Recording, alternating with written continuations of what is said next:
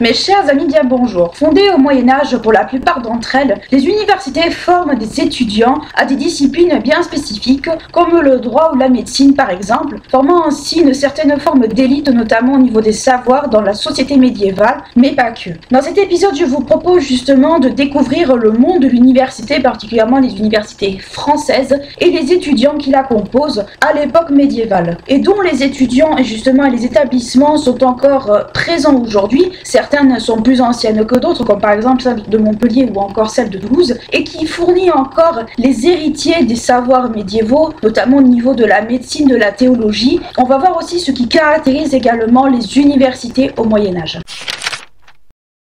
La création des universités médiévales est issue de plusieurs facteurs. Certaines sont la création d'individus et d'autres d'institutions. Dans certains cas, elles sont vues comme une forme de continuité des écoles épiscopales ou même des écoles monastiques. Au Moyen-Âge, si les 11e et 13e siècles sont les périodes que l'on retient le plus concernant la création des universités, on peut souligner leur présence dès le haut Moyen-Âge, ou du moins d'une idée de l'université dès cette époque-là. En effet, la création des universités, dans un contexte bien particulier, commence un petit peu à émerger, ou du moins l'idée, ce qu'on pourrait voir comme étant les universités, commence un peu à émerger bien après la mort de Charlemagne. Cette époque se démarque par plusieurs facteurs, par plusieurs choses, notamment une forme de stagnation d'un point de vue intellectuel et d'un point de vue aussi du développement des institutions, notamment des institutions scolaires de façon générale et principalement. Et à partir du XIe siècle, on constate une forme de réorganisation de l'ordre qui permet une forme d'unification, tant notamment au niveau de la chrétienté, ou du moins une unification spirituelle au niveau de la chrétienté, mais également à partir de cette période, c'est-à-dire du XIe et aussi du XIIe, il y a d'autres changements que l'on peut souligner, notamment l'affirmation de la monarchie capétienne qui commence de plus en plus à se faire sentir, mais aussi l'affirmation de Paris comme un centre culturel de façon, on va dire, générale. Le haut Moyen-Âge, donc la période bien avant le XIe siècle, est aussi une période où on voit également une forme de renforcement du monopole du clergé sur tout ce qui touche à l'enseignement, puisque ce sont les clercs qui enseignent justement la plupart du temps dans les écoles. Je vous renvoie à l'épisode que j'avais déjà fait sur l'enseignement au Moyen-Âge, comme ça vous pourrez connaître un peu tout ce qui tourne autour de l'enseignement. Vous avez une partie sur l'université, mais que je n'ai pas développé plus que ça parce que je comptais faire un épisode entier là-dessus. Donc le monopole justement de l'enseignement est détenu par le clergé, du moins le haut clergé. L'administration scolaire est également détenue par l'évêque, du moins par les évêques la plupart du temps, mais également un facteur qui rentre en ligne de compte et qui commence petit à petit à se développer, notamment dans les périodes du Moyen-Âge, c'est-à-dire l'expansion des villes et une espèce de vie urbaine qui commence de plus en plus à prendre le bout de son nez et qui favorise le développement et l'intensification justement des échanges intellectuels entre les villes, entre les grosses villes, les gros pôles culturels justement de cette époque-là. Et c'est dans ce contexte un petit peu de réaffirmation de certaines institutions, d'espèces d'expansion des villes, de tout ce genre de choses, que justement c'est dans ce contexte que au XIIe siècle, mais surtout au début du XIIIe siècle, on va commencer à voir poindre les premières corporations d'enseignants et d'étudiants qui forment les premières universités à cette époque-là. Les maîtres ou les enseignants sont d'abord appelés les universitas magistorum et scholarum, et ils exercent une influence sur leurs élèves en leur enseignant justement un savoir, mais également ils les encadrent dans un certain cas. Tout ce qui touche à l'enseignement, on le verra dans la partie après, et on verra également comment la vie étudiante s'organisait à cette époque-là, du moins comment les étudiants pouvaient être à ce moment-là. Par ailleurs, il faut également souligner que les universités sont issues la plupart du temps des écoles épiscopales ou des écoles monastiques, comme je vous l'ai précisé précédemment. C'est une forme de continuité des écoles qui étaient déjà présentes.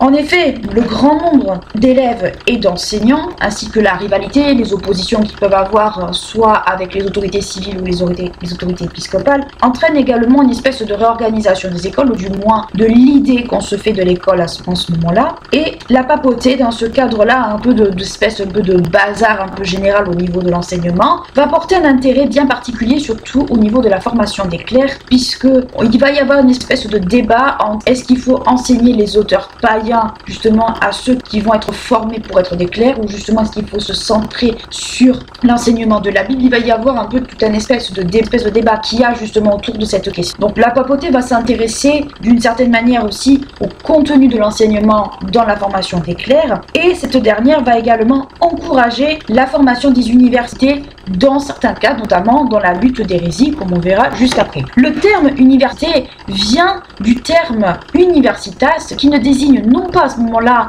une espèce d'école, mais plutôt une association, puisque à ce moment-là, le terme université va plutôt concerner une association entre les étudiants et les enseignants ou les maîtres. Ce n'est qu'en 1261 que le terme universitas est utilisé pour désigner les universités telles qu'on les connaît à cette époque-là. Par ailleurs, l'épanouissement de ces dernières permet aux plus grandes d'entre elles de se diviser en facultés et ainsi de multiplier les enseignements qu'elles peuvent donner à ce moment-là.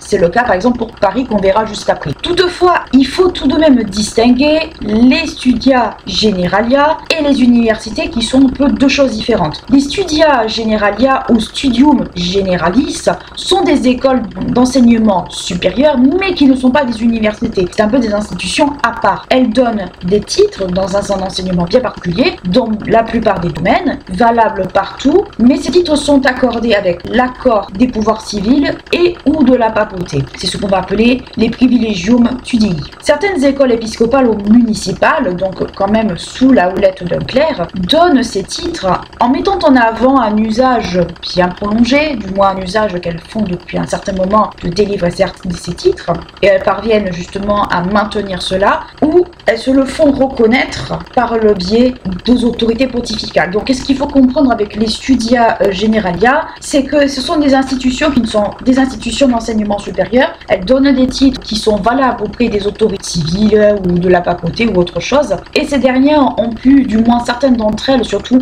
les écoles épiscopales, ont pu se faire reconnaître justement la délivrance de ces titres, ou du moins ont pu l'obtenir de façon beaucoup plus facile, ou se le faire reconnaître, soit en mettant en avant que oui, nous les donnons depuis un sacré moment, ce serait bien de le reconnaître, ou bien en se le faisant reconnaître par la papauté. Donc on peut supposer qu'au tout début c'était les autorités civiles ou les autorités on va dire locales qui les reconnaissaient. Comme expliqué précédemment, les universités ne sont pas des écoles comme il existe à ce moment-là, à cette époque, mais un regroupement d'enseignants et d'étudiants, et elles sont soumises à un droit qui est bien particulier puisqu'elles ne dépendent pas du droit commun. Les universités à ce moment-là sont des entités qui ont leur propre justice. En fait, elles sont indépendantes, mais les premiers temps ce n'est vraiment pas le cas, mais à la fin elles le sont quand même. Je vais vous expliquer là de suite. Les universités première génération manifestent une forme de soif d'indépendance par rapport notamment aux autorités épiscopales, puisque je viens de vous expliquer que les autorités épiscopales, du moins les premières universités, étaient issues des écoles épiscopales, monastiques, etc. Donc elles sont dirigées par des clercs. Donc les premières universités de la première génération, comme Bologne en Italie ou bien Paris, bon je vais parler de Bologne un petit peu parce que c'est la toute première, mais ce n'est pas français, on est d'accord, mais c'est important d'en parler quand même, ne serait-ce que pour avoir la connaissance justement de cette université. Ces premières universités se sont constituées en fait autour d'une forme de réaction vis-à-vis des autorités ecclésiastiques, dans des autorités locales, qui justement gouvernaient ces fameuses universités, du moins ces fameuses écoles, par le biais justement de fonctionnaires détournés, enfin du moins de fonctionnaires qui étaient rattachés aux autorités ecclésiastiques, à savoir des écolâtres ou des chanceliers, et ceci ne plaisait pas beaucoup aux enseignants de ces premières universités qui voulaient justement une forme d'indépendance vis-à-vis de ça, et de pas non plus être soumises aux caprices des évêques ou des chanceliers du coin, mais également au niveau des autorités laïques, en ayant recours à un système de grève et en mettant en avant aussi une forme d'exception juridique et intellectuelle. Donc ce qu'il faut comprendre dans ce bazar, c'est que les premières universités étaient, comme elles étaient la continuité d'écoles, justement épiscopales, monastiques, etc.,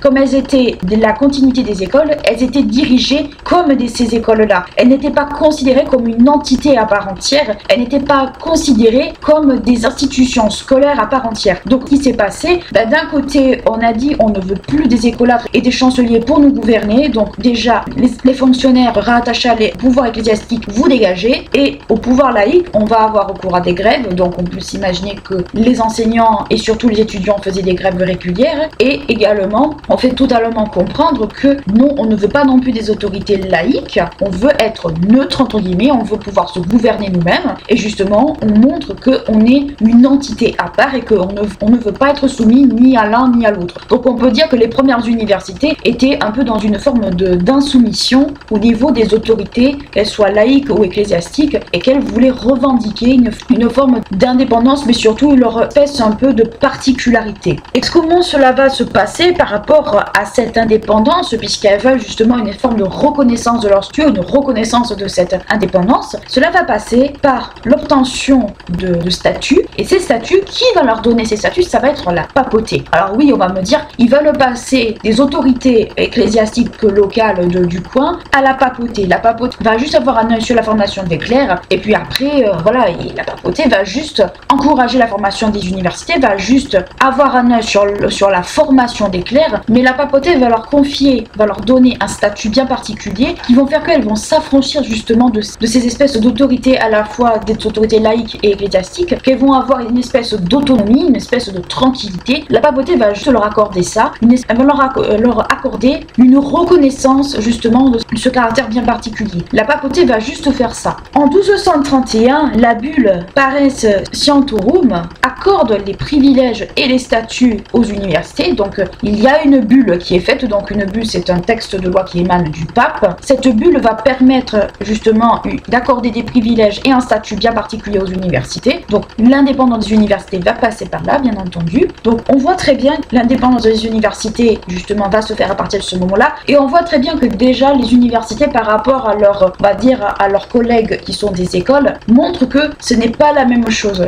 Dans les écoles, qu'elles soient ecclésiastiques, municipales, etc., on va apprendre le strict minimum aux élèves, à savoir lire, écrire et compter. On va leur apprendre tout un tas d'autres choses, mais l'université a la particularité dès cette époque de former à des domaines bien particuliers comme le droit, la théologie ou ce genre de choses. Et justement, ce caractère bien particulier de l'enseignement du trivium et du quadrivium, qu'on verra juste après dans la partie suivante, fait que au bout d'un certain moment, les têtes de proue des universités ont tout aussi bien dit, on ne veut pas être soumis à ça, on n'a pas les mêmes statuts, on n'a pas les mêmes approches, on n'a pas les mêmes priorités pour former nos étudiants, donc on ne doit pas être soumis aux mêmes règles justement que ces écoles. Si le boom de la création des universités a lieu durant la période du 12e, 13e siècle, comme je viens de vous l'expliquer, ou du moins, on peut déborder aussi un peu sur le 11e, la plus ancienne des universités et la toute première du nom, du moins de celle qu'on retient le plus, est non pas française mais italienne. Et je vous donne un mille, c'est l'université de Bologne. En effet, cette dernière est fondée, alors la date la plus retenue c'est 1088, on retient cette date un peu par commodité, et elle est appelée la mère nourricière des études, ou du moins si vous retrouvez le terme exact dans les sources, c'est la Alma Mater Studiorum, et cette structure se concentre essentiellement sur les droits, du moins sur le droit canon, le droit en général, et les questions autour de ce sujet. Donc c'est une université de droit qui est créée principalement, et en effet justement, puisque c'est une université qui va se concentrer sur les questions du droit, certains maîtres du trivium, tout ce qui est autour du trivium et du quadrivium, on le verra dans la partie après, entreprennent de commenter le droit justinien que à l'époque on aurait retrouvé un petit peu de façon mystérieuse et un peu par hasard. Donc la création de l'université de Bologne à cette époque-là est due à la redécouverte du droit justinien. On va pas faire un cours sur justement Justinien qui il était, je vous invite à vous renseigner justement sur lui. C'était un empereur byzantin de base. Globalement, la construction de l'université de Bologne s'est faite à partir justement de cette redécouverte du droit justinien, et que les spécialistes veulent pouvoir décortiquer, apporter des regards neufs, etc. etc. À ce moment-là, le droit romain fait l'objet de commentaires privés essentiellement, notamment des maîtres sur la question du droit, qui la transmettent ensuite à leurs étudiants et qui forment ensuite une université. Donc c'est ce que je vous ai expliqué. Et le droit civil, ce droit civil là à ce moment-là, est alors commenté, interprété, donc le droit justinien est alors commenté et interprété, enfin du moins on le commente, on essaie d'émettre des hypothèses, on fait beaucoup de choses. Et le cas du droit justinien justement va encourager cette analyse, mais on va analyser justement ces questions de droit non pas avec un regard justement de cette époque-là, mais avec l'époque justement de cette redécouverte, donc aux alentours des 1088. Donc l'université de Bologne s'est faite, du moins l'idée de l'université de Bologne s'est créée justement avec la redécouverte du droit justinien et avec tout ce que ça va impliquer autour, c'est-à-dire justement la transmission du droit, mais également le fait de vouloir commenter, interpréter souhaitez peut-être l'analyser également. Donc l'université de Bologne s'est créée en partie autour de cette question-là. Au XIIe, XIIIe siècle, en France cette fois-ci, les universités qui se sont créées sont principalement en lien avec la formation ecclésiastique, du moins dans un premier temps. C'est notamment le cas avec l'université de Toulouse en 1229. Donc l'université de Toulouse est une des premières, mais il y a eu Paris avant elle, on en parlera juste après. Et en effet, cette université est d'abord fondée à la demande du pape afin de lutter contre l'hérésie albigeoise, ou si vous préférez l'hérésie cathare, pour vous expliquer exactement. Donc l'université de Toulouse ne s'est pas faite, à la différence par exemple de Bologne, ne s'est pas faite à l'initiative de personnes d'un regroupement au sens strict d'enseignants ou de maîtres et d'étudiants. Là, c'est carrément le pape qui demande à ce que cette université soit créée et dans un but bien précis. En effet, le contexte de l'hérésie albigeoise, ou du moins l'hérésie cathare, avec tous les préceptes bien entendu qu'on connaît autour du catharisme, notamment leur remise en question des préceptes de l'Église, autour de la pauvreté, ce genre de choses, entraîne également une autre création parallèle en plus de l'université de Toulouse, mais qui va quand même rentrer en ligne de compte, c'est la création de ce qu'on va appeler les ordres mendiants, qui sont composés de catégories, si vous préférez. On a tout d'abord les ordres majeurs avec les dominicains, qu'on connaît tous, Thomas d'Aquin et tout ça, et les ordres mineurs qu'on va appeler les franciscains avec Saint François d'Assise. Bref, tout ce bataquès-là est créé en parallèle de l'université de Toulouse. Dans le cadre de l'enseignement, où certains d'entre eux sont amenés à exercer la fonction d'enseignant, de professeur, de maître, comme on le souhaite, ces derniers ne suivent pas forcément l'étude des arts libéraux, ce qu'on va appeler les arts libéraux, c'est-à-dire la grammaire, la rhétorique, ce genre de choses, l'arithmétique. Eux, ils ont totalement un autre programme. Mais malgré qu'ils ne suivent pas cet enseignement des arts libéraux dans les universités, la studia, ce qu'on va appeler la studia des mendiants, est quand même un enseignement bien organisé sur certains sujets, notamment dans la lutte contre l'hérésie cathare. Elle est toutefois, même si elle ne suit pas les arts libéraux, elle reste quand même très organisée. Alors j'ai pas réussi à trouver des renseignements justement sur la composition justement de ces programmes-là. Bon, on peut supposer que c'était en lien justement avec les idées des ordres mendiants de cette époque. Parmi les professeurs ou les maîtres les plus en vogue et les prestigieux justement qui ont exercé dans les universités, pas seulement qu'à Toulouse, on peut citer saint Thomas d'Aquin qui a enseigné notamment à l'université de Paris. Alors l'université de Toulouse a été créée pour lutter contre l'hérésie albigeoise sur place, parce que c'était une hérésie d'abord qui était dans le sud de la France principalement, mais par effet également de vouloir lutter sur l'ensemble du territoire français, on a fait en sorte que de territoire français, d'autres membres des ordres mendiants ont enseigné dans d'autres universités. Et parmi eux, on a saint Thomas d'Aquin qui a enseigné à Paris. Paris avait une fac de théologie à ce moment-là. Le dominicain enseigne pendant deux périodes bien distinctes, de 1252 à 1259 et de 1268 à 1272, donc pendant deux périodes différentes. Avec saint Thomas d'Aquin et Alexandre de Alès, bon nombre d'étudiants vont se presser au portillon justement pour bénéficier de l'enseignement de ces grandes figures, du moins de leur renseignement en tant que maître, en tant que membre de l'ordre mendiant et des ordres mendiants, et justement pouvoir profiter aussi d'obtenir des clés pour lutter contre l'hérésie cathare ou toute autre hérésie d'ailleurs. Dans les œuvres qu'on peut citer de saint Thomas d'Aquin justement qui datent un peu de ces époques-là, on peut citer par exemple les sommes qui sont un ensemble. Alors il y a plusieurs sommes pour avoir regardé la liste des œuvres. Il y a plusieurs types de sommes. Alors on peut considérer que c'est un ensemble un peu d'œuvres que saint Thomas d'Aquin a écrit. Et dans ces sommes, on assiste un peu comme une forme de confrontation entre la foi catholique et la philosophie, du moins de la philosophie aristotélicienne, donc de la philosophie d'Aristote. Toutefois, il faut quand même souligner que même si saint Thomas d'Aquin a de bonnes réflexions, de bonnes attentions, il n'empêche que en 1277, certaines thèses justement soulignées dans les sommes ont été condamnées justement car c'était une forme de confrontation entre la foi catholique et la raison, ce qu'on va appeler la raison, et c'était pas forcément très bien vu, très bien considéré à ce moment-là. Cela a pour conséquence en fait une espèce de crise des consciences dans l'université de Paris, que certaines théories, certaines thèses ont été condamnées, donc on peut littéralement se poser la question. Mais toutefois, malgré le côté très attractif de ces maîtres, très attractif en fait d'un point de vue de l'enseignement, ces derniers se sentent complètement en fait détachés de tout ce qui a trait autour justement du milieu des universités. Et de plus, leur présence n'est pas forcément toujours très bien accueillie, ils ne sont pas forcément toujours bien perçus, et on va dire ils s'accrochent, du moins ils suscitent de très fortes réactions chez les maîtres séculiers de ces époques-là. Donc les maîtres séculiers sont ceux qui enseignent justement, on va dire c'est dans le siècle en fait, c'est ceux qui enseignent sur le terrain, qui ne sont pas soumis à des règles.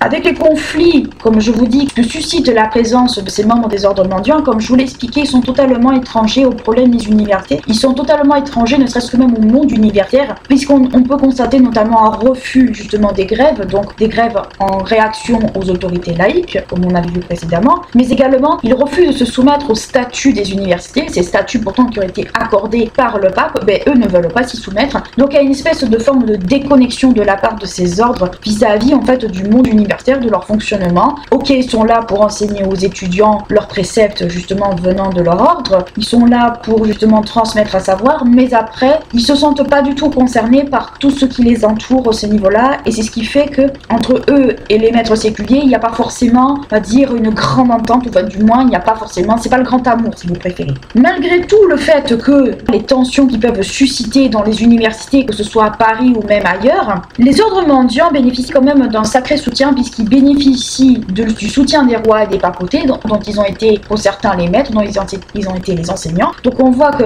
les autres peuvent crier tant qu'ils veulent sur les membres des ordres mendiants, ça change de rien, ils sont quand même très fortement protégés par les, on va dire, les têtes de proue, à savoir le roi et la papauté. Si toutefois les membres des ordres mendiants sont très peu présents, ils sont présents mais sans plus au XIIe, XIIIe siècle dans les universités, ce n'est pas le cas en fait à partir du XIVe siècle, donc c'est-à-dire les années 1300, puisque les clercs des facultés de théologie qui enseignent aux étudiants à ce moment-là sont la plupart du temps issus justement des ordres mendiants, et ils leur enseignent justement leur enseignement, leurs préceptes. Donc d'un ordre dont peu de membres ont été présents, si on doit résumer ça, au moment justement de la création des plus grandes universités que l'on connaissait, et les universités à ces époques-là n'étaient pas très nombreuses, tournaient autour de la vingtaine, hein. Au 12e, 13e, ça tournait autour de 20 et pas plus, hein. Il y en a après, il va y avoir bien sûr d'autres universités qui vont se créer, et à la fin du Moyen-Âge, on va en créer à peu près un peu plus de 70, à peu près une cinquantaine, voire 70, mais à ce moment-là, au moment du 12e, 13e, elles sont pas loin, elles sont d'une vingtaine, pas plus, pas moins. Et deux frères, on va dire, ont toléré la présence, ou du moins dominicains et les franciscains ont toléré leur présence dans les universités, on les tolérait parce que voilà, c'était de bons enseignants. Certains attiraient énormément d'étudiants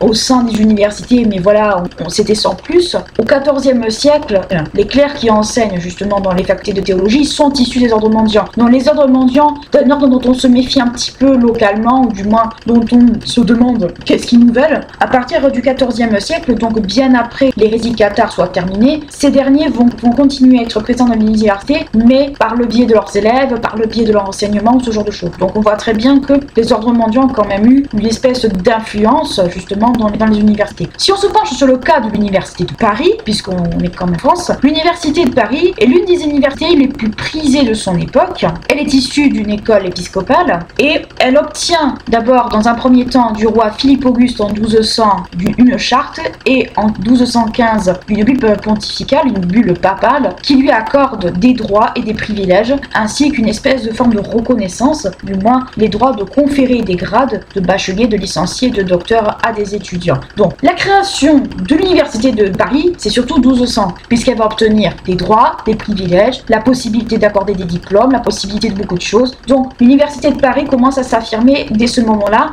et d'autant plus que Paris devient un centre culturel, devient un petit peu une espèce d'attraction. L'université de Paris va encore plus attirer de monde à son sein, puisque on va le voir, l'université de Paris va attirer énormément d'étudiants par la multiplication de ses enseignements. L'université de Paris se caractérise, comme je vous le dis, par d'abord sa faculté des arts, qui attire de nombreux étudiants, et aussi par le grand nombre de ses spécialisations, puisqu'on va retrouver de la théologie, droit ou ce genre de choses. Elle fait partie de ces rares universités qui se sont permises d'avoir plusieurs cordes à son arc. Toutefois, les facultés de théologie, de droit canon et de médecine sont quand même les moins fréquentées que celles des arts. Alors les arts libéraux, les arts notamment, on en parlera juste après, ce qui est autour du trivium, du quadrivium, à savoir ce qui est autour de la grammaire, de la rhétorique, ce genre de choses. C'est ça qui va attirer le plus d'étudiants que le reste, puisqu'il y a déjà des facs de droit, de théologie ailleurs en France, mais les facs de théologie à Paris, même si, comme on l'a vu, il y a des enseignants prestigieux, il n'empêche que ça reste relativement timide. Dans ce cadre, on peut dire que l'université de Paris fait partie un peu des institutions qui enseignent au plus grand nombre, qui enseignent le plus de disciplines comme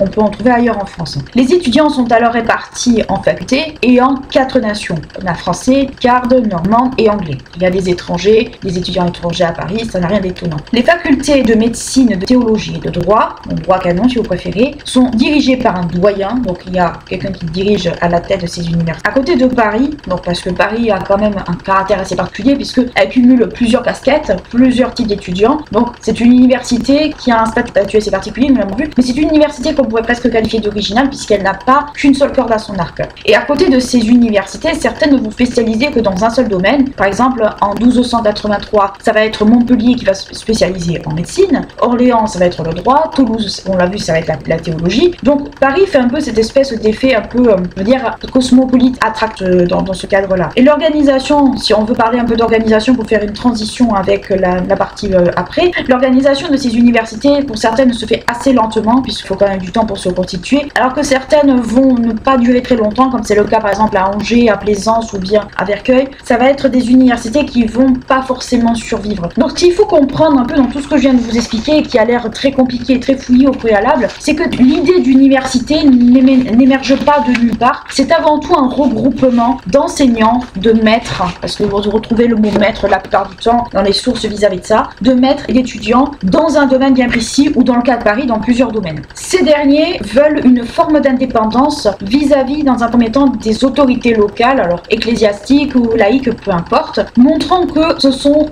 des institutions qui ont un caractère original et qui ont un caractère presque qui veut se démarquer justement du système scolaire que l'on connaît à ces époques-là, car oui, ils forment à des savoirs qui sont en dehors du lire, écrire et compter et tout le reste. Ce sont également des endroits où il va y avoir une espèce de vie à part. L'université va avoir des statuts, va avoir des privilèges, va pouvoir discerner des diplômes, mais dans ces statuts et ces privilèges, il va y avoir quoi? La possibilité presque de vivre un peu en autonomie d'une certaine manière, puisqu'ils vont avoir justement une justice qui est propre, ils vont avoir tout un tas de systèmes qui fait que on pourrait presque dire que c'est une ville dans la ville. Alors je dis ça avec des très très gros guillemets, mais globalement c'est à peu près ça. Ce sont également des structures d'enseignement avant toute chose. Ce sont des structures qui aussi ont un caractère attractif pour des étudiants venant de l'extérieur de la France, mais également pour des étudiants de l'intérieur, mais avec une particularité, puisqu'à certains moments, on va avoir des enseignants bien précis qui vont transmettre leur savoir à des étudiants, qui vont vouloir faire d'eux justement des intellectuels autour de l'enseignement, soit d'un sujet bien précis comme le droit, la médecine, la théologie. Ce sont également des structures qui sont protégées malgré une forme de volonté d'indépendance. Le pape les protège. Le pape leur accorde les premiers balbutiements de leur autonomie. Nous l'avons bien vu. La seule chose que le pape surveille, c'est la formation des clercs. Le reste, ça ne le concerne pas. Si on doit faire un peu le résumé, le bilan de tout ça, c'est d'abord un regroupement d'enseignants et d'élèves autour d'une question bien précise ou d'un sujet bien précis, comme le droit, la médecine, etc., qui a voulu s'affranchir dans un premier temps des autorités à la fois ecclésiastiques et laïques, voulant souligner une particularité au niveau de l'enseignement, une particularité actuelle, indépendance qui a pu se faire par le biais du pape, alors qu'il leur accorde des privilèges, droits, etc., mais qui en contrepartie, lui, a un œil sur la formation des clercs, la multiplication des universités sur différents sujets au travers la France et même ailleurs, droit, la médecine, la théologie, ce genre de choses, et aussi les arts libéraux, mais également une espèce d'influence du contexte extérieur sur les universités, par exemple l'hérésie cathare, avec par exemple au sein des enseignants Thomas d'Aquin et bien d'autres. Donc on voit très bien que les universités sont des pôles d'enseignement avant toute chose qui forment au savoir et des savants, forment au savoir leurs étudiants justement présents pour des métiers bien précis.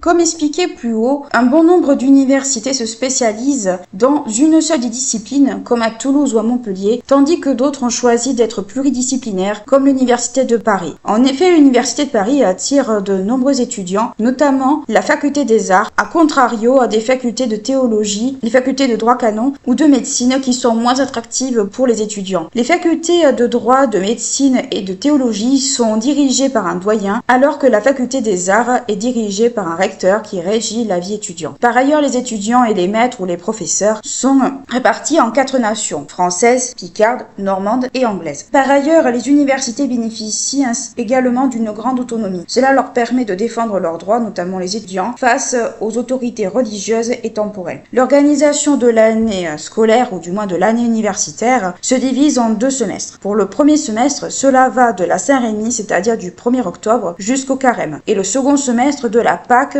jusqu'à la Saint-Pierre, c'est-à-dire jusqu'au 29 juin. Les examens ont lieu également à la fin de l'année scolaire ou du moins à la fin de chaque trimestre. Dans les facultés des arts, on enseigne ce qu'on appelle les 7 arts libéraux qui composent le trivium et le quadrivium. Le trivium représente le premier cycle d'études. Il est composé de la grammaire, de la rhétorique et de la logique. Le quadrivium est composé quant à lui de l'arithmétique, de la musique, de la géométrie, de l'astronomie et de l'astronomie. La philosophie est le palier ultime en fait de ces études-là, ce qui correspond à peu près au doctorat, des études universitaires. Depuis le haut Moyen-Âge, de nombreux auteurs ont écrit des traités et des textes sur le quadrivium, où ces derniers se penchent d'ailleurs sur l'une des matières en particulier. Du moins, ces auteurs vont se pencher soit sur une matière, soit sur une autre qui compose le quadrivium. Les auteurs latins et la culture antique sont mis en avant par les auteurs chrétiens, notamment, qui se passionnent pour les ouvrages, notamment de Marcianus Capella, sur les 4 arts libéraux, donc les 4 arts libéraux qui composent le quadrivium, notamment dans son ouvrage Les Noces de Mercure et de la philologie. Cet ouvrage date du 5e siècle et il est considéré comme un espèce de manuel de formation intellectuelle pour l'homme, notamment pour l'humain entier. Au Moyen-Âge, l'ouvrage est lu et bon nombre le commentent. À côté de cet ouvrage, justement, il y a également l'ouvrage de Cassiodore, d'un autre auteur, un ancien recteur. Cet ouvrage est un manuel sur les arts libéraux qui sont utilisés par les moines de Vivarium, donc un monastère qu'il a lui-même créé et dont il est le fondateur. Le livre 2 justement des Institutiones de Cassiodore est consacré justement aux 4 arts libéraux que composent le quadrivium, mais ce dernier émet des hypothèses par rapport à l'arithmétique et à son origine par rapport aux autres arts libéraux, notamment au fait que l'arithmétique est à l'origine des autres arts qui composent le quadrivium. Toutefois, l'auteur met en garde contre l'astrologie, qu'il estime un petit peu fantaisiste et pas forcément très sérieux. À côté de Cassiodore, un de ses contemporains s'est également penché justement sur le quadrivium et peut être mis en avant. Les œuvres qu'il a écrites sont également très prisées à cette époque. Il s'agit de Boèze. En effet, Boèze a une grande influence sur la question du quadrivium au Moyen-Âge. Dans ses écrits, ce dernier met en avant l'arithmétique, comme son prédécesseur, mais il en fait plus une priorité que les autres matières. Toutefois, si on a des traces des travaux de Cassiodore, le traité de Boèze, dans sa version originale, sa version brute, a été perdu. Comme beaucoup de sources datant de cette époque, la conservation fait que on a du mal à les retrouver, voire on ne les retrouve pas du tout. Toutefois, il subsiste des traces justement de ce fameux thé que l'on retrouve notamment au niveau de ce qui concerne par exemple la musique. Selon Bossuet, il y a 3 types de musique: la musique cosmique, la musique humaine et la musique instrumentale. Ces 3 genres de musique sont reprises par les théoriciens de l'art musica à l'époque carolingienne. Toutefois, même si on voit que l'apprentissage du quadrivium reste présente dans le cursus de l'enseignement dans certains monastères du Haut Moyen-Âge, il n'est pas forcément maintenu partout. Son maintien dans la culture littéraire, notamment littéraire classique, ne concerne qu'une petite portion de la population et notamment ce sera les couches les plus aisées, voire les aristocrates qui vont continuer justement à faire perdurer le quadrivium dans l'enseignement qui vont être donnés. Le reste du temps, le quadrivium sera un peu oublié, voire beaucoup mis de côté. Toutefois, malgré cela, les arts libéraux ne sont pas oubliés de façon générale pour autant, mais leur enseignement, comme je vous dis, est peu mis en avant. Le quadrivium, comme je vous dis, est un petit peu mis de côté, et le trivium, on peut supposer que c'était un peu la même chose, mais peut-être dans une moindre mesure. Dans son ouvrage Histoire, Grégoire de Tours, donc au niveau du 6e siècle, après Jésus-Christ, fait allusion justement à Marcianus Capella. Il fournit à son tour une définition de ce qu'il considère comme étant le quadrivium, mais c'est une définition qui est assez originale par rapport justement à ce qu'on en connaît, et du moins dans cette définition, Grégoire de Tours donne plusieurs axes. Selon lui, la géométrie consiste à calculer les surfaces des terres et à mesurer les distances. L'astrologie est associée à l'astronomie, ou du moins est associée à tout ce qui est autour des astres ou autour des axes. Et quant à l'arithmétique, selon lui, elle représente tout ce qui est le calcul des divisions des nombres. Donc en fait, il fait fait une espèce de définition assez originale pour l'époque de ce qui pour lui représente justement les matières du quadrivium et ce qui peut être associé à ces matières et du moins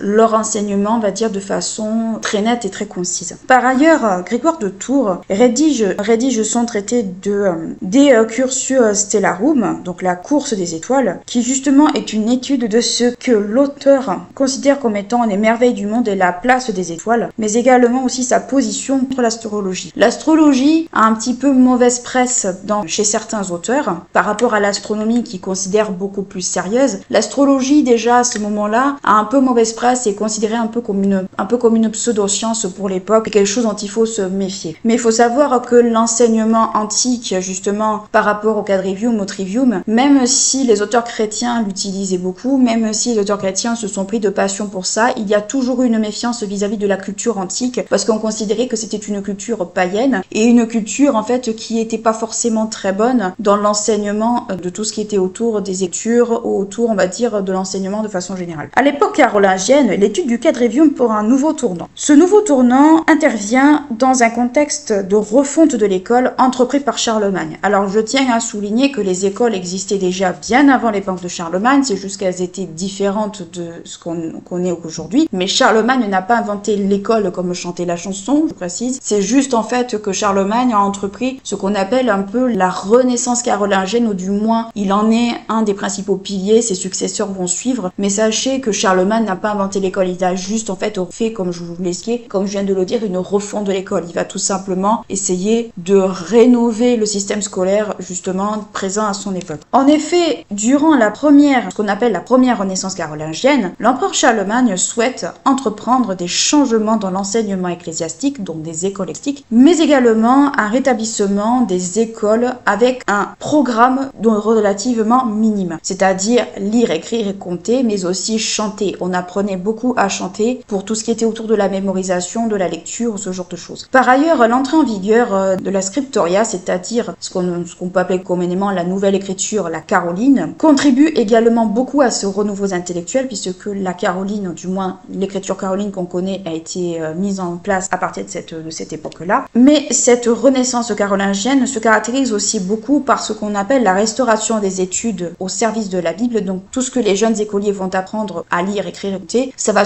autrement dit, c'est-à-dire que tout ce qui va être, autour de l'enseignement va être mis au service de la Bible, à savoir qu'on apprenait à lire avec des psautiers, avec la mémorisation, c'était un peu la même chose. Donc on va apprendre aux enfants à mémoriser énormément de passages de la Bible, et le fait de savoir lire, écrire et compter va être mis surtout, du moins la lecture, le chant principalement, vont être mis au service de l'apprentissage de la Bible essentiellement. À côté de cela, même si le quadrivium est maintenu dans certaines couches de la population, comme je vous l'expliquais, ou du moins de la société, il y a une véritable redécouverte à partir de cette époque-là, justement, de cet enseignement du quadrivium, mais également une accentuation autour de l'arithmétique et de l'astronomie. Donc les deux matières qui composent le quadrivium de façon générale. Ce renouveau du quadrivium bénéficie de certaines influences provenant de la cour principalement, notamment des influences orientales ou ce genre de choses, personnes lettrées également, donc ces personnes-là vont contribuer à l'enrichissement du quadrivium, mais ça va être la cour papale également, mais aussi la cour des rois, il va y avoir les deux, provenant de la cour, que ce soit, comme je vous l'expliquais, de Charlemagne lui-même, de ses successeurs, voire même de pape, et ces derniers vont produire également énormément d'écrits et d'ouvrages, alors tout va dépendre bien sûr, mais ça va être beaucoup à cette époque-là, et ces ouvrages vont concerner essentiellement, je viens de dire, l'arithmétique, l'astronomie, mais aussi la géométrie, tout ce qui est autour en fait du calcul principalement. À la cour, si les princes, comme je vous dis, contribuent à l'enrichissement du quadrivium, il y a également tout ce qui est les personnes lettrées, donc les savants qui vont être présents également, qui vont se pencher sur la question du quadrivium et qui vont encourager la mise en pratique de l'enseignement du quadrivium, notamment arithmétique, géométrie, tout ça, dans des sciences appliquées, dans des métiers en particulier, et par exemple, cela va se retrouver au niveau de l'architecture. Les calculs en fait au millimètre près par rapport aux monuments, ce genre de choses. Ce renouveau entrepris par Pépin et par Charlemagne, donc les Pépinides concrètement, les Carolingiens, ne concerne pas seulement l'arithmétique et l'astronomie, ça va concerner également la musique. La musique va être également mise en avant puisque la musique fait également partie du quadrivium. Durant la seconde renaissance carolingienne, sous le règne de Charles le Chauve, pas comprendre le sobriquet, le quadrivium fait l'objet de nombreux traités théoriques, énormément. Donc la mise en pratique, ce sera pour après. Si la période du règne de Charlemagne et de ses successeurs a été une période de redécouverte découverte et d'enrichissement autour du quadrivium, c'est-à-dire qu'on va redécouvrir cet enseignement antique à partir de ce moment-là. La Renaissance carolingienne va comme je dis, se traduire par un contexte bien particulier, puisque ça va être vraiment un contexte de changement. Ça va être un contexte de changement qui va arriver vers la fin du Haut Moyen-Âge et début du Moyen-Âge quasiment. Donc ça va être une période assez charnière pour l'époque. Mais toutefois, si il y a une redécouverte et un enrichissement du quadrivium à ce moment-là, autour, on va dire, de ces deux renaissances carolingiennes, la période du Xe siècle est plutôt une période de stagnation intellectuelle, donc il n'y a pas vraiment de renouveau, il n'y a pas vraiment, on va dire, de mouvance au niveau intellectuel, c'est toujours la même chose. Et de plus, on a également constaté qu'il y a également un contexte politique qui est assez compliqué à ces époques-là. Le Xe siècle, bon, c'est une période qui est assez problématique. Et à cette époque-là, cette époque également traverse une crise politique et sociale à cause de notamment la dislocation de l'Empire carolingien, donc c'est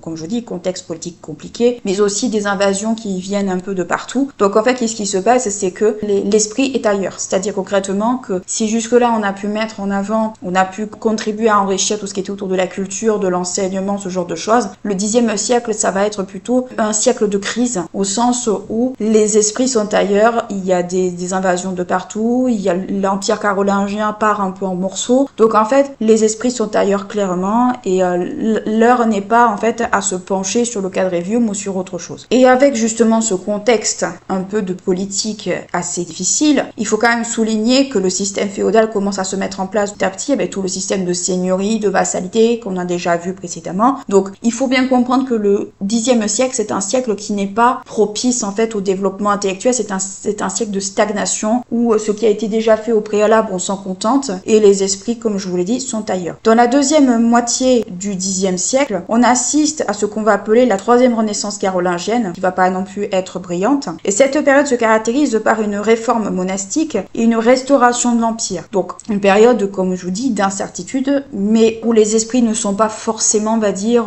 au fait de l'enseignement, au fait de la culture, de tout ce qui est autour de la question intellectuelle, de la question culturelle également. À l'université, il existe également plusieurs méthodes d'enseignement. Parmi elles, on peut citer la mémoire qui est valable à l'université quand les étudiants ne peuvent pas se procurer le matériel adéquat pour écrire et pour prendre des notes. Toutefois, même si la mémoire est le premier instrument de l'étudiant, puisqu'on encourage les enfants à la mémorisation dès le plus jeune âge, il reste un autre instrument d'apprentissage qui est le livre. C'est-à-dire que même si on entraîne les enfants à avoir une mémoire, on va dire, presque d'éléphant, le livre reste quand même un moyen d'instruction quand même qui est assez primordial à cette époque-là. D'objets un peu de décoration, plutôt on va dire un objet purement décoratif que tout le monde a, en grande majorité, en Occident, à partir du XIIIe siècle, la production de livres va se multiplier, va augmenter, et les universités vont contribuer à cet essor du livre. C'est-à-dire que des bibliothèques vont commencer à se construire, vont commencer à faire. Alors les bibliothèques ne sont pas les mêmes, on va dire, la notion de bibliothèque n'est pas la même qu'aujourd'hui, c'est-à-dire que c'était des bibliothèques qui étaient portatives, c'est-à-dire qu'on trimballait un peu partout. Alors c'était surtout le cas pour les rois quand ils faisaient leur tour des différentes cours, etc.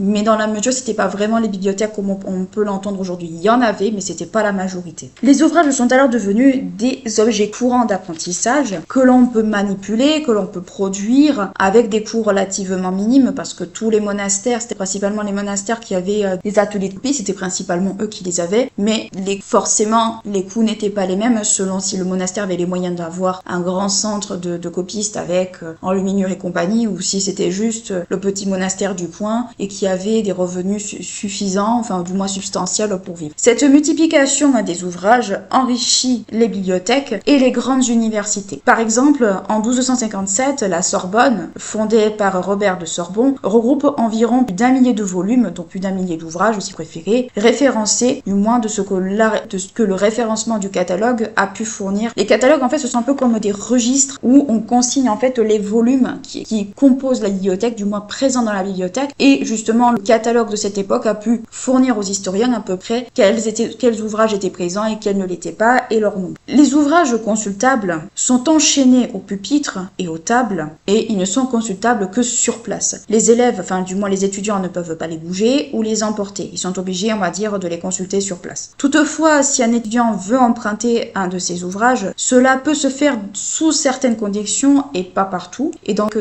on va dire des motifs bien précis, et prévus par les statuts du collège, comme ce fut le cas par exemple à la Sorbonne. La La Sorbonne n'est pas une université à ce moment-là, c'est un collège, mais on le verra dans la partie suivante. Là, dans la plupart des universités, les enseignants recommandent aux étudiants la lecture à la mémorisation. C'est-à-dire que la mémorisation, c'est bien parce qu'on leur a appris à avoir une mémoire d'éléphant depuis qu'ils sont petits, mais la lecture est quand même beaucoup mieux parce que la lecture, en fait, les mots, on va dire, sont posés sur du papier et ne se baladent pas dans la tête comme ça peut l'être avec la mémorisation. À cette époque-là, les maîtres ou les professeurs recommandent aux étudiants la lecture des ouvrages in extenso, c'est-à-dire les œuvres complètes, et les extensa, qui sont, on va dire, des espèces d'encyclopédies. Les aides de mémoire existent dès cette époque-là afin de réviser du moins l'essentiel de ce qui a été vu en cours pour les examens. Toutefois, même en dehors des périodes d'examen, les étudiants se consacrent quand même de longs moments à la lecture puisque c'est ce qui leur est recommandé. Et à côté de cela, les tables alphabétiques de matière, ce qu'on peut appeler les glossaires, les sommaires,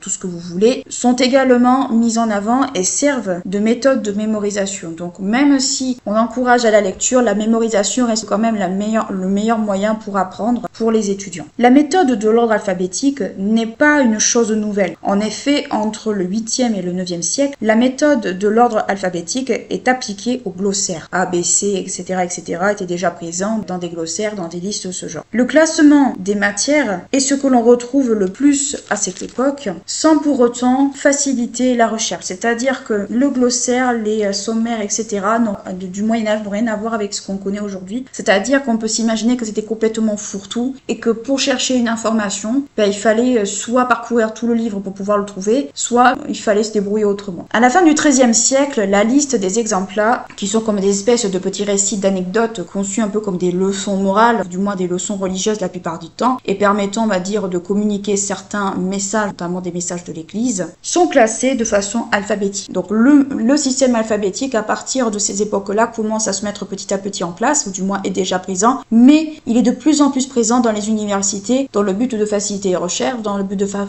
favoriser la mémorisation, ce genre de choses. Les étudiants doivent avoir du temps pour lire afin de pouvoir mémoriser et retrouver les passages qu'ils recherchent. Donc autrement dit, encore une fois, même si on encourage la lecture, on encourage également la mémorisation, notamment limite si on n'encourage pas le par cœur pour retrouver dans un ouvrage quelconque un passage qu'ils auraient déjà lu. Donc c'est pour vous dire à quel point les méthodes de recherche de l'époque sont très différentes de celles d'aujourd'hui. Ils prennent ensuite, quel que soit l'endroit où ils travaillent, l'habitude de transporter leurs plumes et leurs cahiers qu'ils remplissent de notes. Donc il y a quand même la notion de prise de notes malgré la mémorisation et la recherche de passages. Mais on peut supposer que ceux qui n'avaient pas le moyen d'avoir des cahiers et des plumes devaient se contenter de leur mémoire. Et au XIe et XIIe siècle, quand les étudiants vont en cours, ils transportent avec eux leur tablette pendue à la ceinture ou leur cahier de parchemin à la main. Toutefois, il faut quand même souligner que le parchemin à ces époques-là était relativement très cher. Et avec eux, ils ont leurs notes et leurs livres, comme d'habitude, bien sûr. Le cas particulier des étudiants sentenciaires, c'est-à-dire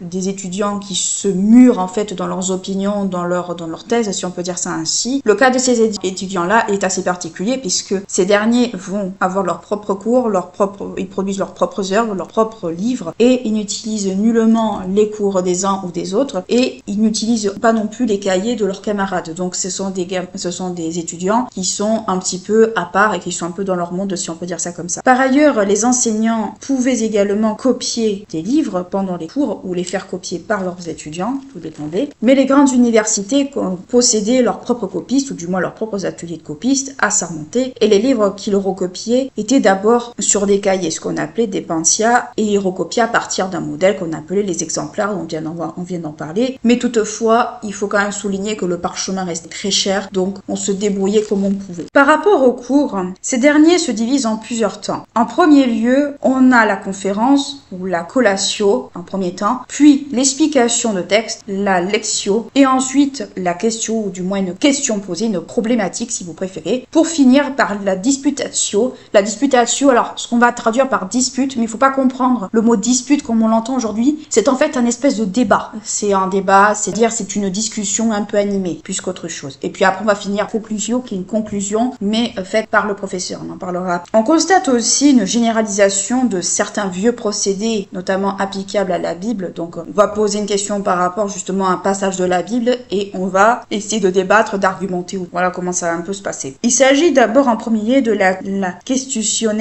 ou du moins question, et de la conversationes. Donc, c'est-à-dire question-réponse. Pour des passages de la Bible, on va faire un peu comme ça, une question-réponse, un peu, on va dire, comme pour une problématique auquel on cherche la réponse. Ce procédé est également utilisé dans le but de faire des commentaires, donc du moins de faire des glosses, du moins des commentaires de passages de la Bible. Donc, on voit très bien que c'est un peu ce système un peu de questions-réponses ou du moins de cette façon de faire le cours a un but bien précis. Le système de questionnest est avant tout, on va dire, on pose une question, du moins ce qu'on appelle les autorités, donc du moins les maîtres, les professeurs posent une question et on va droit à avoir un débat animé entre les étudiants et les autorités. On établit comme je vous dis, ce qu'on appelle une problématique, puisque cette fameuse question est une problématique à laquelle il faut répondre. Il faut avoir, on va dire, un peu d'argumentaire derrière. Cette discussion, on va dire, d'une question posée est réalisée à date fixe, un peu comme pour un débat. Cette question est alors soumise à débat, comme je vous l'ai expliqué, et ensuite on va avoir droit à la dispute. Je vous dis, la dispute c'est un débat, on va dire, il faut avoir des arguments derrière, bien entendu. On va pas lâcher un argument sans savoir de quoi on parle. Et ces disputes, les maîtres d'université, du moins les enseignants, font figure d'autorité, c'est-à-dire que c'est eux qui ont raison, quoi qu'il arrive, c'est leurs avis qui comptent, même si c'est un peu un travail un peu où on incite l'étudiant à réfléchir sur certaines choses, à réfléchir sur certains points, on va dire, notamment sur la Bible, sur certaines notions. Quoi qu'il en soit, ça va surtout être le maître d'université qui va donner la conclusion, qui va donner la réponse, qu'on soit d'accord ou pas d'accord avec. Ça sera un autre débat. Ce type d'exercice est organisé toutes les semaines et certaines sont organisées à des moments bien précis, 2 fois par an dans certains cas, à Pâques et à Noël, de ce qu'on va appeler les disputes colibétiques, c'est-à-dire on discute de tout à fait autre chose sur n'importe quel sujet. Ça va être organisé 2 fois par an à ces époques-là. Donc on va poser des questions, les étudiants vont poser des questions un peu sur tous les sujets, quels qu'ils soient. Cette dispute se conclut, comme je vous l'ai dit, par la conclusion qui est faite par le maître, donc faite par l'enseignant. Et la conclusion peut avoir, on va dire, certaines limites, dans le sens où elle va s'ouvrir des limites un peu de l'avis du maître, de l'avis justement de l'enseignant, de son auteur, des connaissances de ce dernier, malgré le débat qu'il y a eu. Et elle va faire un peu office de figure d'autorité, c'est-à-dire que concrètement, c'est comme ça, c'est pas autrement, et vous devez vous y fier, même si cette question peut engager un peu la responsabilité, justement, de son auteur. Concernant les grades, ou du moins concernant les grades un peu de comment ça se passe au niveau des universités, les étudiants sont répartis en 3 grades. C'est-à-dire, en premier lieu, il va y avoir le bac qui va donner, du moins l'équivalent du bac, qui va donner droit à d'enseigner, mais aussi sous le contrôle d'un maître. Donc, dès qu'on a le bac, on peut faire de l'enseignement. À 21 ans, on obtient la licencia docenti, c'est-à-dire, concrètement, ça va donner les portes ouvertes au doctorat, qui est un peu l'entrée ultime de l'université. Et ensuite, on va quand même avoir une espèce de maîtrise qui va être un peu pas trop loin, mais qui va se réaliser par le biais d'un examen public. Donc, il faut comprendre 3 grades principaux. La maîtrise, c'est encore autre chose. Le bac, la licencia et le doctorat. La maîtrise, ça va être un peu pas trop loin du doctorat, du moins de ce qu'on peut en dégager. Donc, voilà un peu comment on pourrait résumer les pôles, on va dire, du moins les cycles d'enseignement à l'université au Moyen-Âge. Jusqu'à présent, nous avons vu les méthodes d'enseignement, le programme scolaire, l'organisation, les grades, comment ça s'organise au niveau des niveaux, on va dire au niveau des étudiants, c'est-à-dire le bac, la licence, etc., etc. Mais il y a une méthode d'enseignement qui vieillit extrêmement mal au Moyen-Âge et qui va perdurer même au-delà de l'époque médiévale, c'est la scolastique. D'une bonne idée à la base, ça va être, on va dire, une gangrène pour l'enseignement, notamment l'enseignement théologique à la fin du Moyen-Âge. À cette époque, la scolastique s'épanouit principalement dans les facultés des arts, mais également théologiques. La faculté des arts, elle va pas trop mal vieillir, et encore, en théologie, ça va être une cata. Elle repose sur une forme, on va dire, de rationalité technique, réservée, on va dire, à certains experts, du moins à certaines personnes qui connaissent un peu leur sujet. Et la scolastique va aussi se caractériser par 2 ouvrages principaux, du moins va prendre fondement dans 2 ouvrages principaux, c'est-à-dire le Sic et Nod d'Abélard et le discours de la méthode, notamment alors vous trouverez discours de la méthode dans les ouvrages, dans les sources, mais le titre que j'ai pu trouver souvent, c'est discours de la méthode du XIIe siècle. Donc en fait, ces 2 ouvrages vont permettre de mettre en fait en application, mettre en avant ce qui va être la scolastique à cette époque-là. Dans son ouvrage, Abélard souligne que l'écolier, du moins à l'école épiscopale, et je vous renvoie à la vidéo qu'on avait fait sur l'enseignement justement par rapport à ça, ne doit pas seulement savoir lire, écrire et tout le bazar. Il doit aussi pouvoir expliquer les auteurs, les commenter, avoir du savoir justement sur les auteurs qu'il connaît. C'est-à-dire pas forcément la Bible, mais ça peut être aussi des auteurs antiques. Donc on cherche à ce que l'écolier déjà ait une connaissance assez poussée de certains auteurs. Par ailleurs, cette nouvelle méthode entraîne aussi également une remise en question des autorités, donc des maîtres d'université, des enseignants, enseignants, donc une remise en question de l'enseignement qu'on leur donne, des discussions qu'il peut y avoir, mais également, il y a également des différentes positions qui commencent à se mettre un peu en avant par rapport justement à l'autorité-là. Dans le discours de la méthode, on va retrouver un petit peu le même genre de fonctionnement, mais il y a un autre but derrière ça, c'est-à-dire on va essayer de faire progresser notamment le raisonnement, notamment théologique, d'un point de vue théologique. Ça va s'appliquer, alors ce que je viens de vous expliquer par rapport à Abélard, ça va s'appliquer en université de lettres, et le discours de la méthode va plutôt se concentrer également sur la faculté de théologie. Le cycle et notes d'Abélard, c'est exactement pareil, ça peut aussi s'appliquer en théologie. C'est sûr que le discours de la méthode, on va plus le relier justement à ce type d'université. Mais de façon globale, ce qu'il faut comprendre de la scolastique, c'est que les deux sources que je viens de vous citer principalement sont les fondements presque de la scolastique, voire c'est là où on va puiser le plus en fait d'inspiration de la scolastique. La scolastique amène donc une forme d'élimination des divergences, donc tout le monde doit être d'accord sur tout entre les autorités, c'est-à-dire que les maîtres d'université doivent être tous d'accord entre eux en théorie. En pratique, on sait très bien que c'est un peu différent, mais globalement c'est ce qu'il faut faire. Il faut faire très attention à l'usage des mots, de leur signification, le mauvais usage également de certains mots dans certains contextes. En fait, on va se borner justement à répéter en boucle les mêmes choses. Globalement, ce qu'il faut comprendre de la scolastique, et c'est ce qui fait que malheureusement, c'est ce qui est le plus dramatique pour l'époque, c'est qu'en fait, on va éliminer certains mots, certains sujets, on va éliminer un peu de forme de débat et on va répéter toujours les mêmes choses. En fait, c'est un éternel recommencement sans possibilité d'évolution. C'est un petit peu ce qui va être reproché à la scolastique après. Côté justement de ce mauvais usage des mots, il y a également la notion de paraphrase ou encore des usages divergents d'opinions. Quand il y a des opinions qui sont insolubles, on va se ranger vers la personne qui a le plus de compétences. Donc même si ce qu'il dit n'est pas bon, on va se ranger quand même derrière lui. On veut uniformiser les discours, mais au début ça marche très bien, mais après petit à petit ça va être une catastrophe. Faut comprendre ça. La scolastique devient donc un lien entre ce qui va être les sciences, c'est-à-dire l'arithmétique, tout le bazar, les sciences dures, et la technique, et donc une espèce de mise en pratique de la théorie sur des cas concrets, c'est-à-dire que tout ce que je vous ai expliqué auparavant, tout ce qui est autour du quadrivium et compagnie et tout le bazar, en fait on va essayer de l'appliquer notamment par rapport à la Bible à certaines choses, avec, on va dire, perte et fracas malheureusement. Cela permet une ouverture dans un premier temps vers l'humanisme, mais bon, c'est une ouverture qui est très sclérosée quand même. Toutefois, au fil du temps, la scolastique, et en particulier dans l'enseignement théologique, c'est ce que je viens de vous expliquer, a un problème de renouveau. Il n'y a pas de renouveau, pas de nouvelles approches. En fait, ce sont les mêmes approches depuis des générations.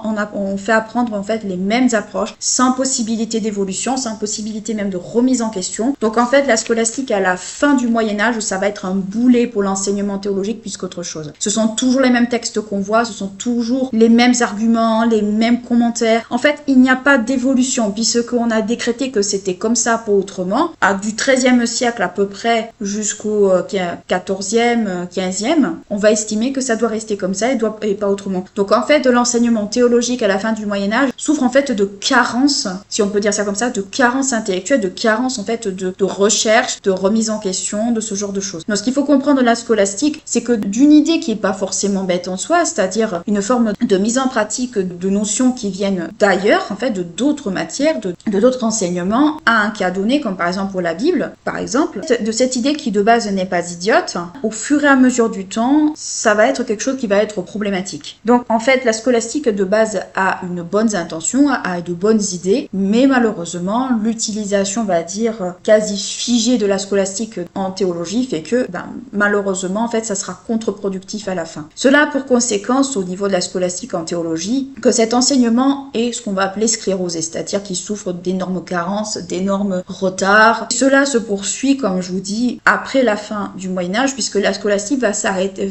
enfin du moins la guérison, enfin du moins la sortie de la scolastique va se faire à l'époque moderne. Donc en fait, au XVIe siècle, quand on commence à rentrer dans l'époque moderne, la scolastique est encore là et elle va se perdurer encore longtemps. Donc en fait, ce qu'il faut comprendre de tout ce que je viens de vous dire dans cette partie, les universités ont des fonctionnements différents, mais la plupart du temps, du moins dans les facultés des arts, ça va être le quadrivium et le quadrivium qui vont être mis en avant. En théologie, ça sera autre chose, mais dans la faculté des arts, par exemple à Paris, ça va être le trivium et le quadrivium qui vont perdurer. C'est-à-dire le trivium, ça va être la grammaire, la rhétorique, la logique. Le quadrivium, Ça va être l'arithmétique, la musique, la géométrie et l'astronomie. Le quadrivium va souffrir de certaines modifications, pas de modifications, mais certains auteurs vont se pencher sur certains axes plus que d'autres. Il va être un peu tantôt oublié, mis de côté, tantôt il va avoir un renouveau, par exemple, sous l'ère carolingien. Donc, si vous devez retenir quelque chose de l'enseignement, du moins de ce qui compose un peu l'enseignement de la faculté des arts, retenez trivium, quadrivium. Le minimum, c'est ce qu'on peut en retenir. Ensuite, si on se penche vraiment sur les méthodes d'enseignement, retenez, si vous préférez, deux choses. Ça va être,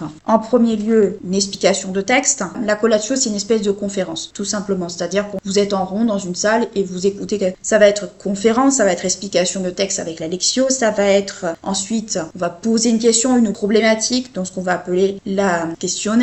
Ensuite, on va avoir la dispute, c'est-à-dire débat, tout simplement, et ensuite la conclusion. Retenez dans les méthodes d'enseignement ce genre de choses. En fait, les cours, se caractérisent par un débat, principalement. Ce que vous devez retenir aussi dans les méthodes d'enseignement, outre ça, c'est que on va d'abord axer l'étudiant, du moins, on va lui apprendre à se servir principalement, dans un premier temps, de la mémoire quand il va être à l'école, et petit à petit, avec la démocratisation du livre, avec les ateliers de copistes qui vont se mettre un peu à droite et à gauche, avec toutes les influences qui vont venir un peu de partout, le livre va se démocratiser, les étudiants pourront travailler sur le livre, mais il y aura toujours une part, de mémorisation qui sera toujours là. Ensuite, qu'est-ce qu'on peut retenir également de tout cela? Encore une fois, tout simplement ce que je viens de vous expliquer sur la scolastique. Outre les grades d'enseignement, c'est-à-dire le bac, la licence et le doctorat, la maîtrise n'est pas. La maîtrise est un peu collée, on va dire, au doctorat. Outre ça, c'est que la scolastique, d'une idée pas mauvaise, qui avait pour but un peu une espèce de mise en pratique de la théorie, c'est-à-dire une mise en pratique qui vient un peu d'autres disciplines à une chose bien donnée, va être un véritable boulet dans l'enseignement théologique médiéval. D'une idée pas mauvaise, du moins du fait qu'on encourage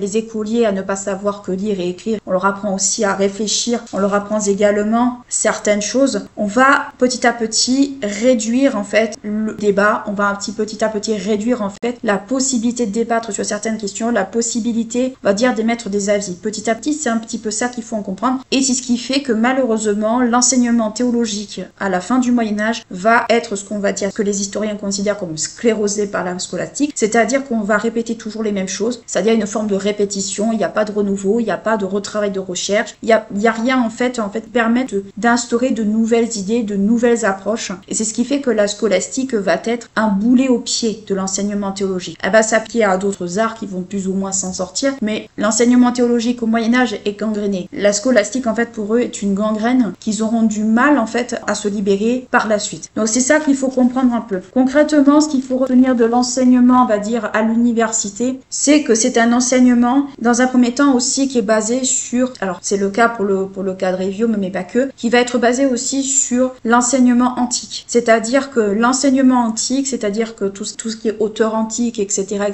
même si les auteurs chrétiens, l'Église est un petit peu fermée à ça, n'est pas très à l'aise avec ça, parce que paganisme et compagnie, les auteurs chrétiens ne pourront pas s'empêcher d'aller chercher des réponses dedans, vont pas pouvoir s'empêcher de s'y intéresser et même d'apprivoiser, si je peux dire ça comme ça, ces auteurs antiques par rapport justement aux auteurs chrétiens ou ce genre de choses. Donc les auteurs antiques, même si on s'en méfie, ils ont quand même le vent en poupe même au Moyen-Âge. Il faut comprendre ça. Le quadrivium est hérité d'une certaine manière de l'enseignement antique, du même que le trivium. Certaines matières seront mises en avant plus que d'autres, on va y travailler dessus, on va y mettre des hypothèses, on va essayer de les associer plus ou moins à telle ou telle chose. Par exemple, Grégoire de Tours va résumer d'une certaine manière, peut-être originale pour son époque, mais peut-être qui est logique si on s'y penche vraiment, du moins d'une logique qui est peut-être un peu maladroite, mais qu'on pourrait qualifier de maladroite aujourd'hui, mais qui pourtant n'est pas si idiote que ça. Il va faire une espèce de définition claire, nette et concise de l'arithmétique, de la géométrie, de l'astrologie,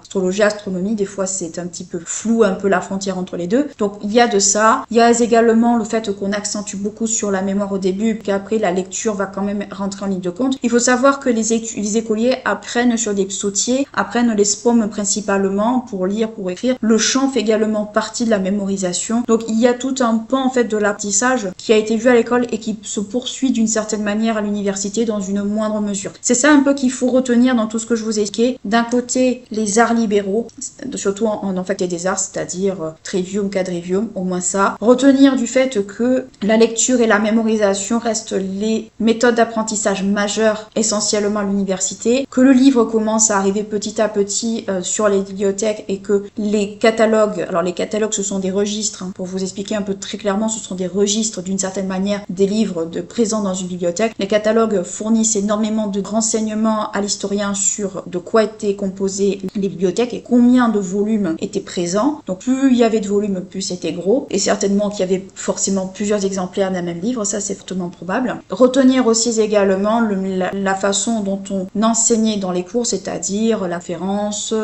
le débat, ce genre de choses, parce que c'était pas forcément les cours comme on entend aujourd'hui, c'est totalement autre chose. Et aussi le problème de la scolastique. Les diplômes encore, que vous reteniez pas le bac, la licence ou autre, bon ça c'est encore autre chose, mais la scolastique en fait, c'est un petit peu ce qui va ressortir le plus en fait de l'enseignement à l'université, parce que c'est un problème à cette époque-là, et c'est un problème qui reste à cette époque difficilement résolvable.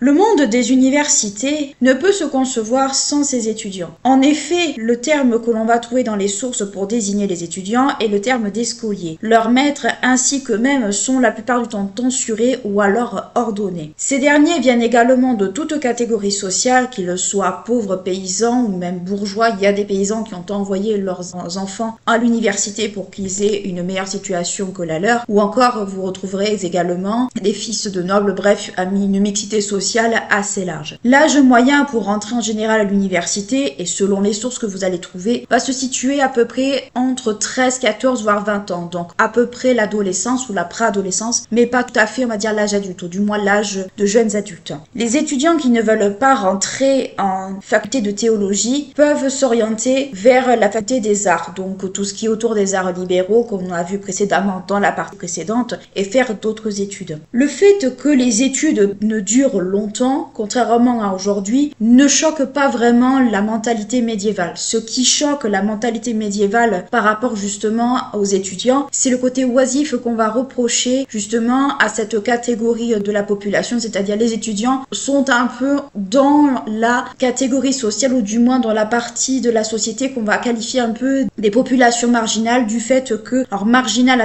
c'est un bien grand mot, mais disons que ce qui est reproché aux étudiants, c'est peut-être le côté oisif, le côté un peu feignant, bref, le côté où justement ils ne travaillent pas et ne contribuent pas à la société. Au Moyen-Âge, c'était assez mal vu d'une certaine manière et encore ça dépendait beaucoup des moments. Les avantages que la vie étudiante confère à ces derniers, c'est qu'ils sont exemptés d'impôts. Ils ont d'ailleurs leurs propres tribunaux, ils ont une espèce de privilège d'immunité, ils ont leurs propres tribunaux spécifiques où ils peuvent juger les cas les plus graves, bref, ils ont une espèce d'autonomie au même titre que les universités ont leur propre autonomie et ils peuvent défendre également leurs droits, comme pour les universités, face à certaines autorités, comme les autorités qu'elles soient religieuses ou temporelles, bref, ils ont certains avantages que confère le statut d'étudiant et qui n'est pas forcément négligeable. Les étudiants sont également reliés à un maître et par ailleurs la formation en faculté des arts peut être cumulée également avec une formation religieuse qui prouve que les deux ne sont pas incompatibles. Tout dépend bien entendu des ambitions des enfants à cette époque-là. Et comme je vous dis qu'ils soient riches ou pauvres, même s'il y a un grand brassage social, il n'empêche que beaucoup d'étudiants en viennent à travailler, ils sont obligés de travailler, gagner leur vie malgré tout, ce qui n'est pas très différent d'aujourd'hui. Beaucoup d'étudiants encore aujourd'hui travaillent à côté des cours pour avoir, ne serait-ce que pouvoir payer leur loyer. À la fin du XIIe et XIIIe siècle, la vie étudiante est bien connue et bien relatée dans les sources, mais les conditions de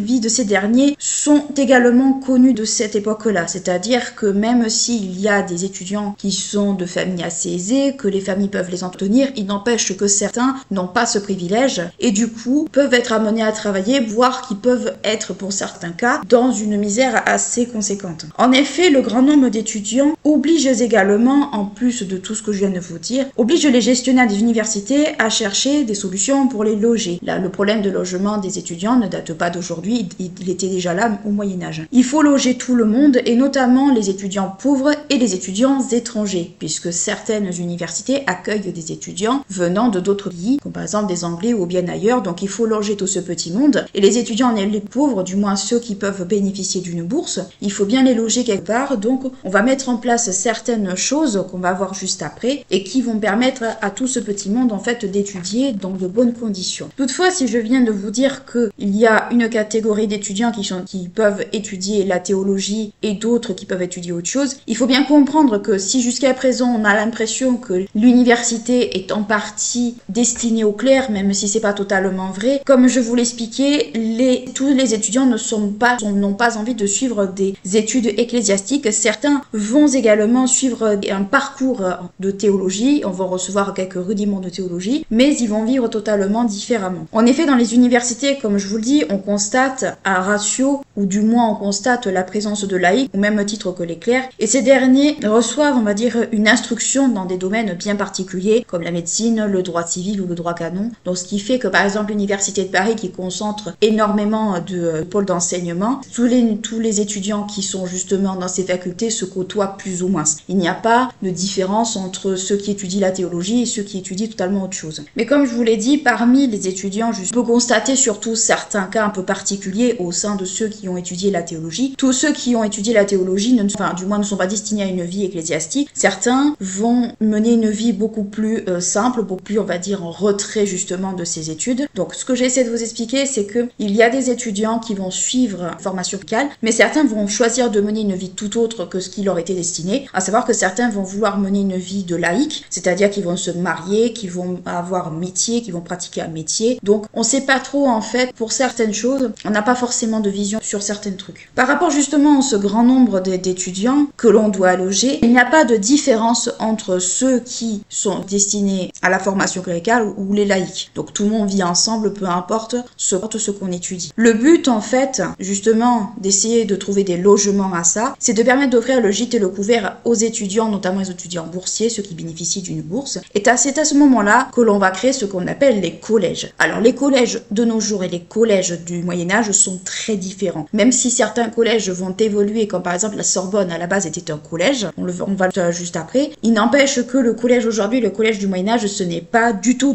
la même chose. En 1180, à Paris, le premier collège qui est fondé par un Anglais, et il est fondé pour 18 étudiants maximum, c'est ce qu'on va appeler le collège des 18. Par exemple, c'est le premier collège que l'on peut souligner dans une formation. Et pourquoi pour 18 étudiants maximum? Les capacités d'accueil des collèges, c'était un peu comme des dortoirs, un peu comme des résidences étudiantes avant l'heure. Les capacités d'accueil sont très minimes par rapport au grand nombre, mais c'était des lieux d'hébergement pour la plupart des étudiants justement que l'on pouvait accueillir. Au départ, les collèges, comme je vous dis, sont d'abord destinés aux étudiants boursiers principalement, ceux qui n'ont pas les moyens par exemple d'avoir un chez-soi à eux, ils sont logés dans les collèges. Puis après, avec l'évolution, ils évoluent en espèce de centre d'enseignement, ce qui est le cas par exemple pour la Sorbonne. En effet, en 1253, Robert de Sorbon, donc celui qui a créé la Sorbonne, a fondé un collège à son tour, et en 1257, ce dernier donne 3 maisons plus une grange pour 16 étudiants en théologie. Au XIIIe siècle, les étudiants boursiers suivent des cours à l'université, puis ils ont la possibilité de suivre un enseignement sur place au collège. Ils sont logés dans les collèges, mais ils peuvent également suivre des cours, ce qui prouve qu'on essaie petit à petit de faire évoluer ces structures. Au début, il s'agit plus d'une répétition de cours, une répétition un peu de ce qu'ils ont appris, puis ils bénéficient d'un enseignement par des maîtres en grammaire principalement, en logique, en théologie et en droit. Les étudiants aisés, donc ceux qui ont les moyens, entre guillemets, de vivre, peuvent aussi vivre dans les collèges afin de recevoir une bonne éducation et de profiter également des enseignements dispensés dans les collèges. Donc de base, les collèges sont destinés aux étudiants pauvres, ou du moins aux étudiants qui n'ont pas les moyens de vivre par eux-mêmes, ou aux étrangers. Et puis petit à petit, cela va vers un accueil de tous les étudiants, quel que soit leur milieu social. Entre le XIVe et le XVe siècle, les collèges se multiplient de plus en plus. Par exemple, il y a 50 collèges à peu près à Paris et une douzaine à Toulouse. Donc petit à petit, ces espèces de centres d'accueil pour les étudiants, petit à petit, vont se propager. On peut également citer 2 autres collèges à Fougères et à la Fromagerie. Et en 1424, à Buel, je suis désolée pour le nom s'il y en a qui me regardent, un collège est également fondé par Grégoire Langlois, évêque de Sièze, où par contre la discipline est stricte. Donc, qu'est-ce qu'il faut comprendre là-dedans, de ces exemples un petit peu flous, c'est que les collèges collèges, en fait, sont des centres d'accueil, sont des centres d'hébergement pour les étudiants, où ces derniers ont le gîte et le couvert, où ils peuvent dormir, étudier et tout le reste. Mais en contrepartie, et on va le voir un peu juste après, ces collèges sont dirigés avec des règles, c'est-à-dire qu'il y a un règlement à respecter, qu'il y a certaines choses qu'on peut faire et certaines choses qu'on ne peut pas faire. Donc c'est un petit peu la contrepartie de ce système d'accueil, c'est que oui, on vous accueille, on vous donne le gîte, le couvert, vous êtes nourri, logé, blanchi. Vous pouvez étudier également par le biais de maîtres qui viennent justement dans ces structures en profiter pour pouvoir justement bénéficier d'un enseignement autre, mais en contrepartie, vous devez vous soumettre à un certain nombre de règles, à un certain nombre de choses, vous ne pouvez pas faire n'importe quoi. Donc ça, on va le voir à la base des fondateurs justement de ces structures, privilégiés dans un premier lieu, comme je vous l'ai expliqué, mais je veux bien que ce soit bien compris, c'était en premier lieu des centres d'accueil pour les étudiants pauvres afin de leur donner de bonnes conditions d'études et surtout qu'ils bénéficient d'une certaine forme de protection, qu'ils soient nourris, logés, blanchis. Au XIVe, XVe siècle, les collèges ne sont plus seulement destinés aux étudiants pauvres, on va trouver toutes sortes de catégories sociales. On va retrouver notamment des étudiants venant de l'aristocratie qui bénéficient d'une meilleure, on va dire, de meilleures conditions de vie à la fois matérielles et de travail, qui à la base, ces structures sont quand même destinées à des étudiants bien particuliers. Et les collèges sont alors construits également sur les modèles des abbayes et équipés également d'un cloître, d'une bibliothèque, d'une chapelle et de jardins. C'est quand même pas des structures, on va dire, totalement banales, un peu tristes. Il y a quand même ce qu'il faut pour que les étudiants puissent mener une vie à peu près confortable et correcte, du moins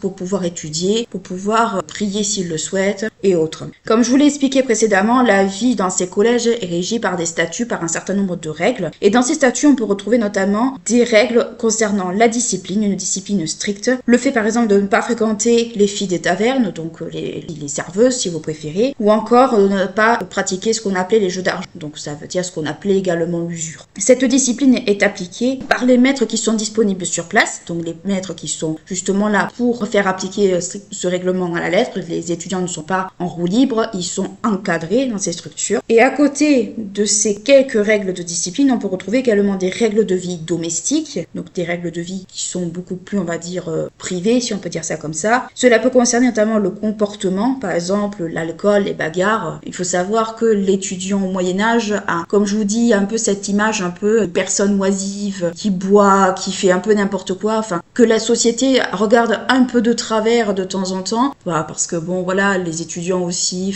pouvaient faire grève, pouvaient faire ce genre de choses. Donc, ils étaient tolérés dans un certain cas, mais pas forcément tolérés tout le temps. Donc, c'est pour ça que par rapport au comportement, dans les collèges, on encadre justement par rapport à cela, et parce que aussi l'étudiant a un peu une mauvaise image au Moyen-Âge, justement par rapport à tout cela. Dans certains de ces statuts, du moins dans les sources qui relatent justement les statuts par rapport justement aux règles de vie des collèges, on peut trouver par exemple, alors ça c'est les sources qui le fournissent, des dessins ou des illustrations concernant la vie quotidienne de ces jeunes, à savoir par exemple la prière, le travail manuel ou encore bien des jeux, on va dire des jeux de balle ou ce genre de choses. Donc qu'est-ce qu'il faut comprendre par rapport à ce petit résumé du monde étudiant, c'est que les universités accueillent énormément d'étudiants, certains sont de tout milieu social, certains sont plus aisés que d'autres, mais surtout en fait il va se poser un certain nombre de questionnements, notamment par rapport au logement, c'est-à-dire que la crise du logement étudiant n'est pas quelque chose qui est récente, c'est quelque chose qui existait déjà, mais surtout les étudiants, comme je vous l'ai expliqué, et comme on va dire pour les universités de façon générale, avaient certains avantages. Par exemple, je vous ai cité, ils avaient leurs propres tribunaux, ils avaient leurs propres règles de fonctionnement, ils pouvaient se défendre vis-à-vis des autorités, qu'elles soient temporelles ou ecclésiastiques. Donc ça va un peu avec le fonctionnement des universités. Les études, qu'elles durent longtemps ou pas longtemps, en fait, ce n'était pas mal vu, c'était pas quelque chose qui était incompatible, c'était pas quelque chose qui était mal vu, mais c'était quelque chose qui était connu. Donc contrairement, c'est vrai à aujourd'hui, par exemple, où les longues études, on a tendance un petit peu à faire la grimace, à l'époque, c'était pas forcément quelque chose qui était mal vu, c'était quelque chose qui était connu et qui ne dérangeait personne. Mais comme je vous l'expliquais, comme je vous le dis, il se pose également un certain nombre de problèmes. Par exemple, pour le logement, il faut loger un petit peu tout le monde. Donc la création des collèges intervient là-dedans. Et comme je vous dis, les collèges n'ont rien à voir avec aujourd'hui. Oui, ça évolue dans un sens vers des centres d'enseignement où les étudiants vont bénéficier d'un enseignement bien particulier, mais mais à la base, les collèges ont été créés pour en fait accueillir, héberger les étudiants, notamment les pauvres et les étrangers, ceux qui bénéficient également d'une bourse.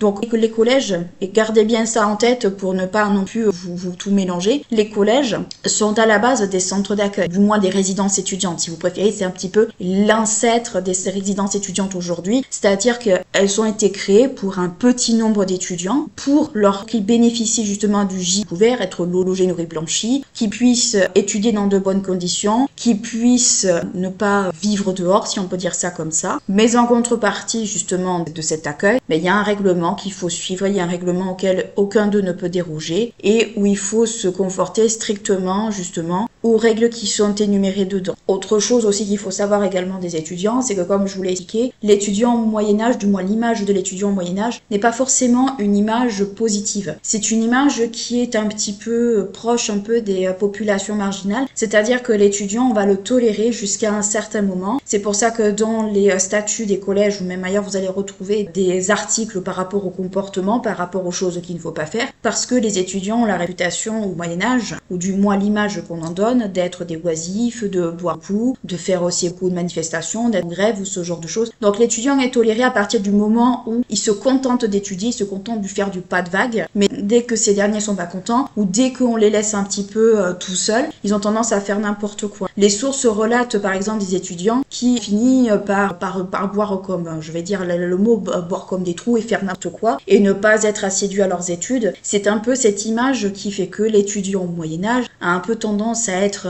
toléré sans être toléré, un peu mal vu. Donc l'étudiant au Moyen-Âge, c'est, on va dire, tant qu'il étudie pour avoir une profession, soit pour être un clerc, soit pour être un médecin, soit pour être autre chose, on va le tolérer parce que voilà, c'est sa fonction numéro 1. Tant que dans les collèges, il est hébergé, il fait ce qu'il faut, il se comporte bien, tout ça, on va rien lui dire. Mais à partir du moment où ce dernier va boire un trop, va se bagarrer dans les tavernes, ou va, je vais dire l'expression, draguer les filles, ça ne va pas plaire. Et c'est ce qui fait que l'étudiant au Moyen-Âge, même s'il est toléré parce que voilà, ça reste des écoliers, entre guillemets, il n'empêche qu'il a un peu cette mauvaise réputation, d'où le fait qu'ils sont souvent placés sous la tutelle, enfin du moins reliés à des maîtres. Les maîtres sont là pour les encadrer, en gros pour leur apprendre la discipline aussi, mais les maîtres n'ont pas les yeux partout, on est entièrement d'accord, après tout ça reste des jeunes, et malheureusement, il y a des débordements, il y a certains comportements qui se passent. Donc c'est pour ça que l'étudiant au Moyen-Âge a aussi un peu cette image, en fait, cette image un peu négative. L'étudiant est un peu entre le positif et le négatif. Ça reste quelque chose quand même qui est assez connu à cette époque.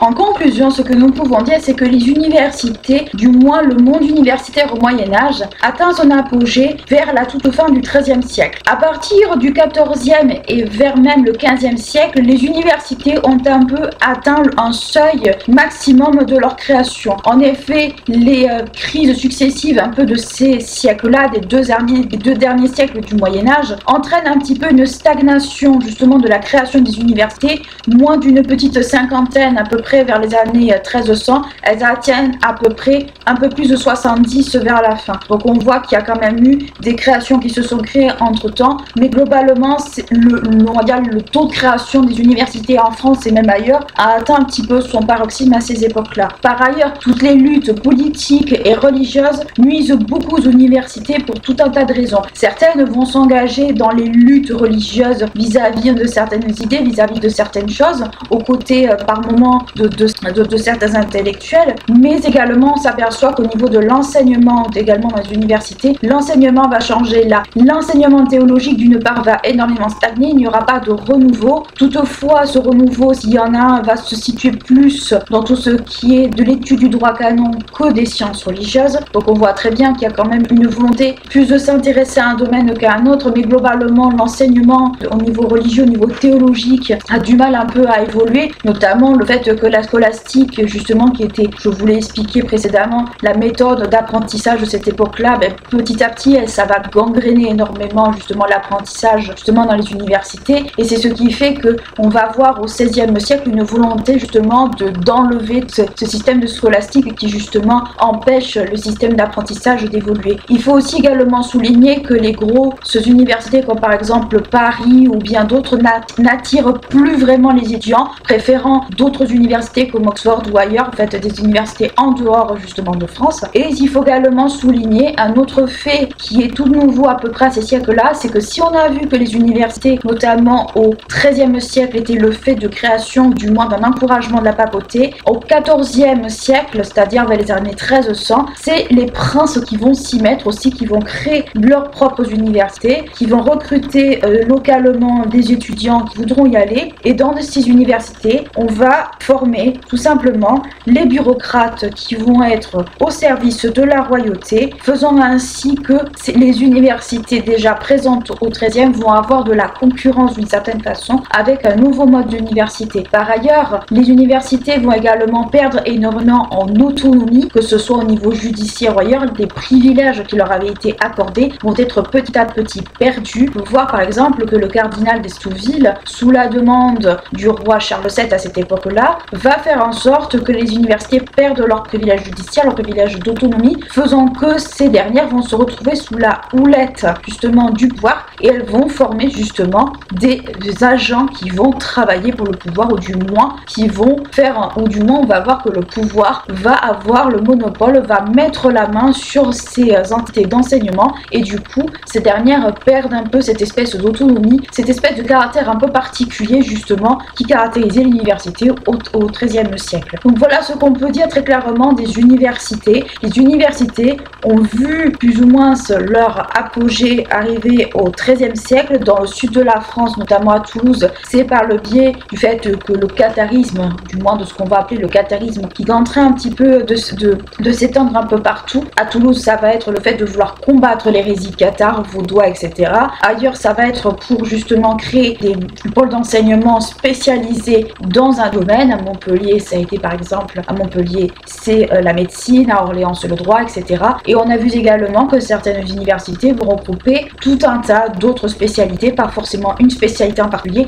Donc on voit que les universités au XIIe siècle ont eu des temps forts avec la création de l'université de Paris, notamment de la Sorbonne, avec notamment avec Robert de Sorbon, avec notamment par exemple si on regarde vers l'Angleterre, Oxford, etc., etc. Donc on voit que les universités vont vraiment connaître un espèce de boom de création justement au XIIe siècle pour X ou Y raison, mais que le XIVe et le XVe siècle vont sonner un petit peu cette espèce un peu de frein, cette espèce un peu où on est arrivé au bout de la création de ces entités et que globalement ça ne va plus être les papes qui vont être aux prises justement de la création de ces entités-là ou même ces ensembles de professeurs, mais ça va être le pouvoir en place, les rois, principalement les princes, qui vont vouloir justement créer leurs propres universités, leurs propres, on va dire, écoles, académies et autres, pour pouvoir justement former de futurs agents qui vont être au service du pouvoir, ou du moins où les princes vont pouvoir envoyer les enfants de leurs favoris, ou bien d'autres. Donc on voit très bien que ça va être des créations à la fin qui vont être des créations politiques plus qu'intellectuelles, où on va avoir la volonté de créer des agents qui vont être, entre guillemets, formatés pour servir justement le pouvoir en place.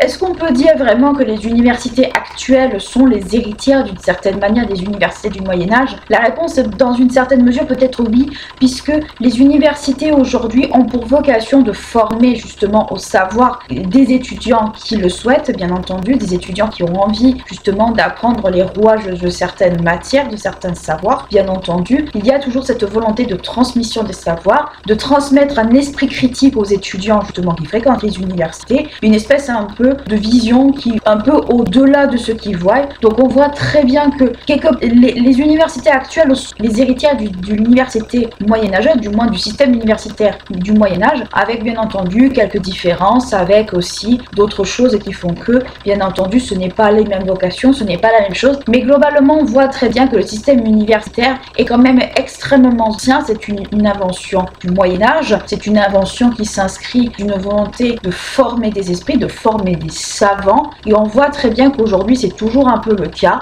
D'une certaine mesure, on forme des jeunes à penser par eux-mêmes, à voir au-delà de ce qu'on leur montre, à réfléchir également. Donc on peut dire d'une certaine manière que quelque part les universités actuelles, ou les facs peu importe, sont les héritières des universités du Moyen-Âge, avec bien entendu quelques nuances, bien entendu, cela va sans dire. J'espère en tout cas que cet épisode vous aura plu, vous aura intéressé, que vous aurez appris des choses justement sur ce système universitaire médiéval que l'on connaît pas forcément très bien quand on n'est pas forcément au fait de justement de ces questions-là, mais qui montrent que le système étudiant, le système enseignement, du moins la volonté de transmission des savoirs, parce que l'enseignement, les systèmes d'enseignement entre le Moyen-Âge et de nos jours a quand même beaucoup évolué, mais on voit que l'idée justement d'un rassemblement de professeurs et d'étudiants ne date pas forcément d'hier. On voit très bien que c'est une invention entre guillemets qui justement date justement de l'époque médiévale, là où il y avait une volonté justement de former des esprits à un certain nombre de choses. J'espère en tout cas que cet épisode vous aura plu, vous aura intéressé. N'hésitez pas à liker et clocher la vidéo si elle vous a plu, à vous abonner à la chaîne si ce n'est pas encore fait. Moi je vous dis à très bientôt pour un nouveau podcast et d'ici là, prenez bien soin de vous.